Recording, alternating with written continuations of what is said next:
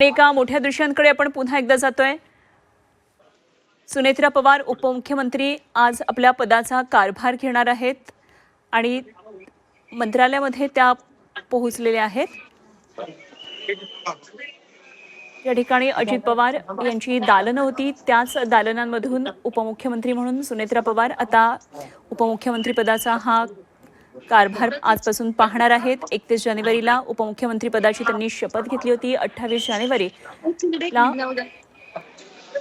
अजित पवार यांचा विमान अपघातात मृत्यू झाला। 2 दिवसांमध्ये उपमुख्यमंत्री पदाची शपथ सुनेत्रा पवार यांना राजकीय अपरिहार्यतेमुळे घ्यावी लागली होती आणि त्यानंतर आज आता खऱ्या अर्थानं त्या राज्याचा कारभार उपमुख्यमंत्री म्हणून पाहणार आहेत। त्यांच्याबरोबर सहकारी असतील दुसरे उपमुख्यमंत्री एकनाथ शिंदे आणि अर्थातच मुख्यमंत्री देवेंद्र फडणवीस यांच्या नेतृत्वाखाली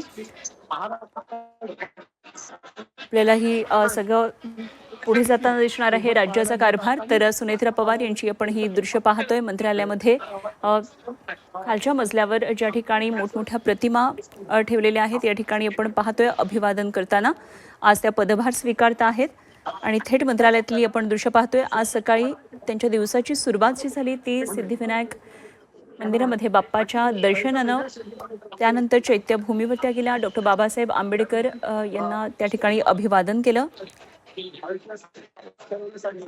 आणि आता मंत्रालयामध्ये पोहोचलेले आहेत। ते राष्ट्रवादीच्या पक्ष कार्यालयामध्ये सुनेत्रा पवारांसोबत सर्व महत्त्वाच्या नेत्यांची बैठक आहे। राष्ट्रवादी पक्ष कार्यालयातूनच सुनेत्रा पवार आता मंत्रालयामध्ये येत आहेत आणि तीच ही आपण दृश्य पाहतोय। सगळे नेते मंत्री सुनेत्रा पवार यांच्या स्वागतासाठी मंत्रालयामध्ये सध्या दाखल आहेत। आज त्यांचा मंत्रालयातला पहिला दिवस आहे, राज्य कारभाराचा पहिला दिवस आहे आणि त्यामुळे सगळेच नेते राष्ट्रवादीचे मंत्रीगण आमदार उपस्थित आहेत या ठिकाणी। ते सुनेत्रा पवार यांच्याकडे 3 महत्त्वाच्या खात्यांचा कारभारही सोपवण्यात आलेला आहे। तर आता मंत्रालय इमारतीच्या तळमजल्यावर प्रवेशद्वार जिथे त्या ठिकाणी जिजाऊ माँसाहेब यांना मंत्रालय मुख्य इमारतीच्या तळमजल्यावर जिथे नवीन प्रवेशद्वार आहे इथे छत्रपती शिवाजी महाराज, डॉक्टर बाबासाहेब आंबेडकर, महात्मा ज्योतिबा फुले, सावित्रीबाई फुले यांच्या प्रतिमेला अभिवादन केल्यानंतर आता मंत्रालयातल्या दालनामध्ये जाऊन आपला पदभार त्या स्वीकारणार आहेत। दुपारी 12 वाजता मंत्रिमंडळाची आज मंत्रालयामध्ये बैठक आहे, या बैठकीमध्ये त्या सहभागी होणार आहेत। आपण ही 3 महत्त्वाची दृश्य सध्या पाहतोय। सकाळी सिद्धिविनायकाच्या दर्शनासाठी त्या पोहोचल्या, देवगिरी बंगल्यावरून त्यांचा गाड्यांचा ताफा आधी सिद्धिविनायकाच्या दर्शनासाठी पोहोचला। पार्थ पवार त्यांच्याबरोबर आहेत, त्यानंतर बाबासाहेबांना अभिवादन करण्यासाठी दादरमध्ये चैत्यभूमी या ठिकाणी उपमुख्यमंत्री सुनेत्रा पवार यांचा हा ताफा गेला आणि त्यानंतर आता मंत्रालयामध्ये सुनेत्रा पवार आलेल्या आहेत। महापुरुषांच्या प्रतिमेला अभिवादन करून आता महत्त्वाची पक्षाची एक बैठक होणार आहे राष्ट्रवादी पक्ष कार्यालयामध्ये आणि त्यानंतर महत्त्वाचं म्हणजे आज कॅबिनेटची बैठक आहे आणि या बैठकीसाठी सुद्धा त्या उपस्थित राहणार आहेत। खऱ्या अर्थानं राज्याच्या राज्यकारभारामध्ये आता त्या ॲक्टिव्ह आजपासून होणार आहेत। 31 जानेवारीला उपमुख्यमंत्री पदाची त्यांनी शपथ घेतलेली होती आणि त्यानंतर आज हा पदभार त्या स्वीकारणार आहेत। तर अजित पवारांची दालनं ज्या ठिकाणी आहेत तीच दालनं सुनेत्रा पवार यांना देण्यात आलेली आहेत। राष्ट्रवादीचे कार्याध्यक्ष प्रफुल्ल पटेल त्यांच्याबरोबर आहेत, महिला आयोगाच्या अध्यक्ष रुपाली चाकणकर आहेत आणि त्याचबरोबर सुनील तटकरे सुद्धा आहेत आणि आता राष्ट्रवादीचे सर्वच मंत्री, नेते आणि आमदार सुनेत्रा पवार, उपमुख्यमंत्री सुनेत्रा पवार यांच्या स्वागतासाठी सध्या मंत्रालयामध्ये उपस्थित आहेत। आज राज्यकारभाराचा त्यांचा पहिला दिवस आहे आणि निश्चितच अजित पवारांसारखीच तुम्हाला सुद्धा आमची साथ आहे हे सगळ्यांच्या देहबोलीमधून आपल्याला पाहायला मिळतं आहे।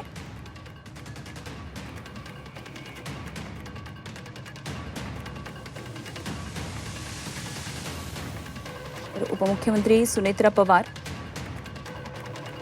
30 जानेवारीला उपमुख्यमंत्री पदाची शपथ घेतली। सुनेत्रा पवार राज्याच्या 11व्या उपमुख्यमंत्रीपदी विराजमान झालेल्या आहेत आणि संपूर्ण राष्ट्रवादी पक्षाची राज्यातली धुरा सध्या त्यांच्या खांद्यावर आहे।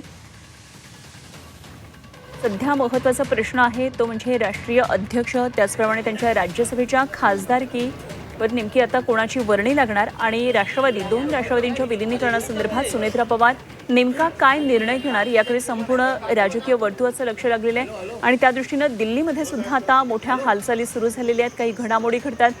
मुख्यमंत्री देवेंद्र फडणवीस यांचा काल अचानक दिल्लीचा दौरा झाला आणि दौरा करून ते आल्यानंतर आता सुनेत्रा पवार आज संध्याकाळी दिल्लीला जाण्याची शक्यता आहे। त्यामुळे दिल्लीतल्या दौऱ्यामध्ये राज्याच्या आणि राष्ट्रवादीच्या दृष्टीनं काय नेमक्या घडामोडी घडतात याकडे सगळ्यांचं लक्ष असणार आहे।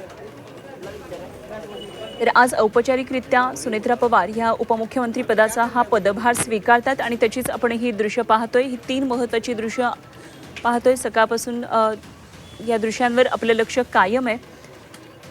तर लोकभवन इथं उपमुख्यमंत्री पदाची शपथ 31 जानेवारीला त्यांनी घेतली आणि सुनेत्रा पवार यांच्याकडे कुठल्या खात्यांची जबाबदारी येणार याकडे लक्ष लागलेलं असताना 3 खात्यांची जबाबदारी त्यांना देण्यात आलेली आणि यामध्ये फक्त अर्थ खातं हे एक असं खातं आहे जे मुख्यमंत्री देवेंद्र फडणवीस यांनी सध्या त्यांच्याकडे ठेवलेलं आहे। येणाऱ्या काळामध्ये राज्याचा अर्थसंकल्प सादर करायचा आहे, त्या दृष्टीनं महत्त्वाची आकडेमोड आहे आणि याच दृष्टीनं 6 मार्चला राज्याचा अर्थसंकल्प मुख्यमंत्री देवेंद्र फडणवीस सादर करणार आहेत। खरं तर हा अर्थ खात्याचा कारभार हा उपमुख्यमंत्री अजित पवार यांच्याकडे होता, त्यामुळे हे खातं सुद्धा सुनेत्रा पवार यांच्याकडे येईल अशी चर्चा होती। मात्र सध्या तरी अगदी तोंडावर अर्थसंकल्प आलेला असल्यामुळे सध्या तरी हे खातं मुख्यमंत्री देवेंद्र फडणवीस यांच्याकडे, मात्र उर्वरित अजित पवार यांची जी खाती आहेत ती सुनेत्रा पवार यांच्याकडे सोपवण्यात आलेली आहेत। आज सुनेत्रा पवार यांचा दिल्लीचा दौरा सुद्धा असल्याचं कळतंय, त्या दिल्लीला जाणार असल्याचं कळतंय। त्यामुळे मुख्यमंत्री देवेंद्र फडणवीस यांच्या पाठोपाठ सुनेत्रा पवार आज दिल्लीला जात असतील तर नेमक्या काय घडामोडी दिल्लीमध्ये सुद्धा घडतात हे पाहावं लागणार आहे। या दृश्यांमध्ये आपल्याला पार्थ पवार पाहायला मिळतात, सावित्रीबाई फुले यांच्या तैलचित्राला अभिवादन करताना। तर आज सकाळपासून आपण पाहतोय पार्थ पवार त्यांच्या बरोबरीनं सातत्यानं उभे आहेत।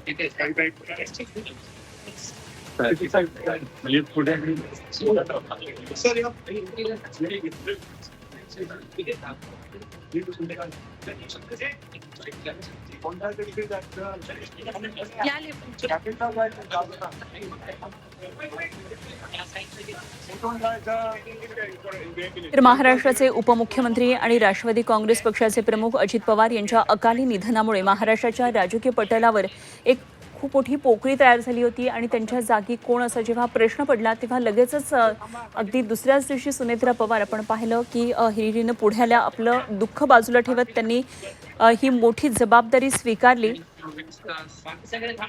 तर गटनेतेपदी आधी सुनेत्रा पवार यांची निवड झाली, त्यानंतर राज्याच्या पहिल्या महिला उपमुख्यमंत्री म्हणून त्यांनी 31 जानेवारीला शपथ घेतली।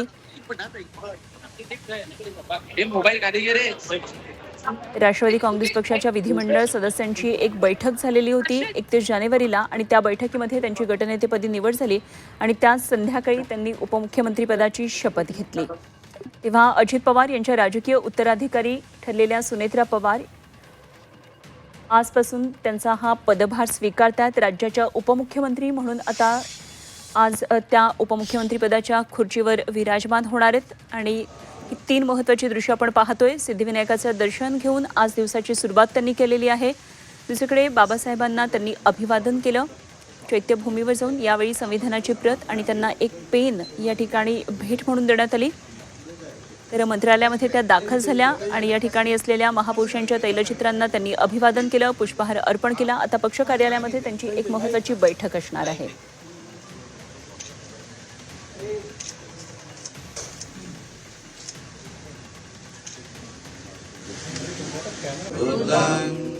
सुनेत्रा पवार या खऱ्या अर्थानं आता राज्याच्या राजकारणामध्ये आजपासून आपल्याला ॲक्टिव्ह झालेल्या पाहायला मिळणार आहेत, कारण औपचारिकरित्या त्या त्यांचा पदभार स्वीकारतात। खरं तर सुनेत्रा पवार राजकारणामध्ये दिसू लागल्या त्या म्हणजे त्यांचा मुलगा पार्थ पवार जेव्हा मावळमधून लोकसभेच्या निवडणुकीला उभा राहिला त्यानंतर सुनेत्रा पवार या खऱ्या अर्थानं माध्यमांसमोर येऊ लागल्या। त्यानंतर 2024 मध्ये लोकसभा निवडणुकीमध्ये सुप्रिया सुळे यांच्या विरोधात त्या उमेदवार म्हणून उभ्या राहिल्या, मात्र त्या निवडणुकीमध्ये त्यांचा पराभव झाला। यावेळी भाजपनं मोठी शक्ती पणाला लावलेली होती, मात्र त्यामध्ये त्यांचा पराभव झाला। त्यानंतर राज्यसभेत त्या खासदार झाल्या।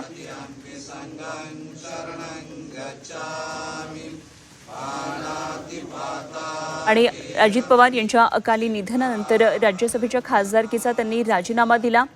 आणि आता राज्याच्या उपमुख्यमंत्रीपदी त्या आजपासून या पदभार स्वीकारतात, तेव्हा अजित पवारांकडे असलेली सर्व राजकीय खाती राष्ट्रवादी पक्षाकडेच असावीत आणि नेतृत्व सुनेत्रा पवार यांच्याकडे दिलं जावं या दृष्टीनं सगळ्या हालचाली काही काळामध्ये झालेल्या आपण पाहिल्या.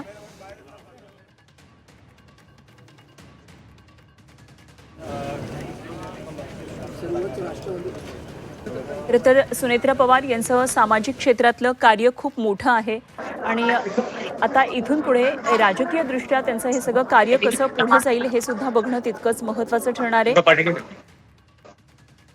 सुनेत्रा पवार यांनी त्यांच्या सामाजिक कार्यामध्ये एक खूप मोठी मजल मारलेली होती आणि गाडगेबाबा ग्रामस्वच्छता अभियानावरून प्रेरणा घेत त्यांनी त्यांचं जे मूळ गाव आहे अजित पवारांचं या ठिकाणी काटेवाडीच्या प्रकल्पाची सुरुवात केली. त्यानंतर राज्यातल्या 86 गावांमध्ये निर्मल ग्राम मोहिमेचं नेतृत्व निर्मल ग्राम स्वयंसहाय्यता चळवळ त्यांनी राबवली होती.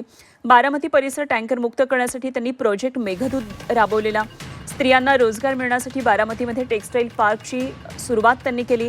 विद्या प्रतिष्ठान या शैक्षणिक संस्थेवर त्या ट्रस्टी म्हणून सुद्धा कार्यरत. त्यामुळे वेगवेगळ्या पद्धतीनं त्या नेहमीच खरं तर सामाजिक कार्यामध्ये ॲक्टिव्ह राहिल्या होत्या.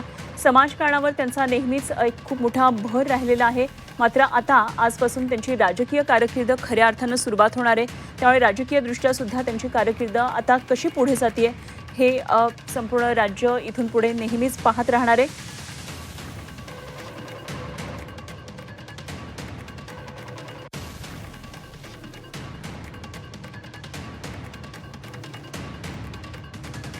तर बारामतीच्या वहिनीपासून सुरू झालेला त्यांचा जो प्रवास होता तो आता राजकारणामध्ये एक पहिल्या महिला मुख्यमंत्री असा हा प्रवास आता सुरू झालेला आहे. त्यामुळे खूप मोठा आव्हानात्मक एक जबाबदारीसुद्धा त्यांच्या पुढे आहे. एक पक्षांतर्गत ज्या नेहमीच्या कुरघोड्या किंवा जे अंतर्गत राजकारण असतं त्यालासुद्धा सांभाळायचं आहे आणि त्याचबरोबर जी मोठ सत्ताधाऱ्यांनी बांधलेली आहे ती मोठसुद्धा व्यवस्थित ठेवून राज्याच्या कारभारामध्ये त्यांना ॲक्टिव्ह राहायचं आहे.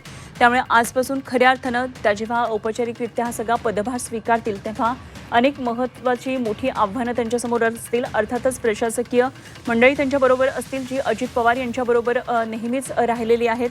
त्यामुळे सुनेत्रा पवार यांच्या या इथून पुढच्या राजकीय कारभाराकडे सुद्धा सगळ्यांचं लक्ष असणार आहे.